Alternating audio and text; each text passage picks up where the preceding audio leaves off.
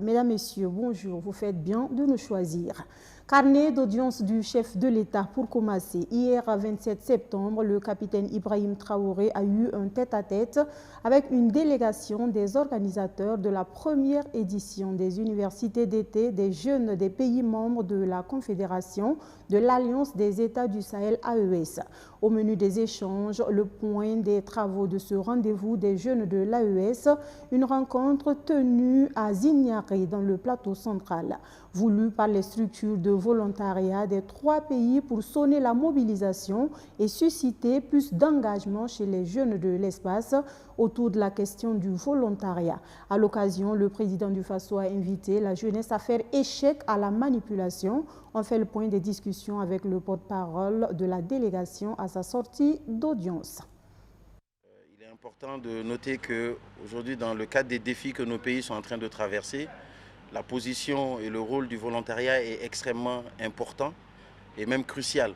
Parce que nous avons besoin d'une jeunesse qui est non seulement présente, une jeunesse qui est engagée, mais une jeunesse qui apporte des changements et qui apporte des solutions. Et dans ce cadre-là, le rôle du volontariat est important. Nous savons très bien qu'au niveau du Burkina, il y a déjà un grand pas qui a été fait. Et dans nos pays, je pense qu'il y a des initiatives dans ce sens-là. Il nous faut mutualiser cela. Il nous faut avoir une jeunesse de l'AIS. Une jeunesse qui va pouvoir répondre sans tenir compte de frontières et qui va pouvoir répondre aujourd'hui aux aspirations et aux attentes et besoins dans nos différentes communautés. Son Excellence s'est beaucoup attardé là-dessus pour faire un rappel sur ce sujet à ce que nous soyons suffisamment impliqués pour apporter les réponses adéquates.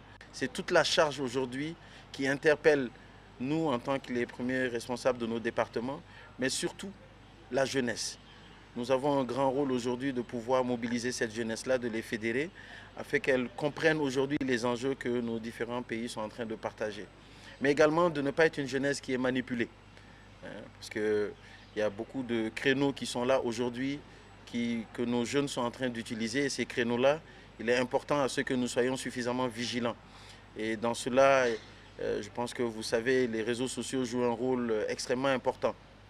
Au-delà de la guerre conventionnelle que nous connaissons, nous avons une guerre communicationnelle qui existe. Et dans cette guerre communicationnelle, certains acteurs qui ne sont pas en phase aujourd'hui avec nos différents pays sont en train d'utiliser ces canaux-là pour essayer de déstabiliser nos pays.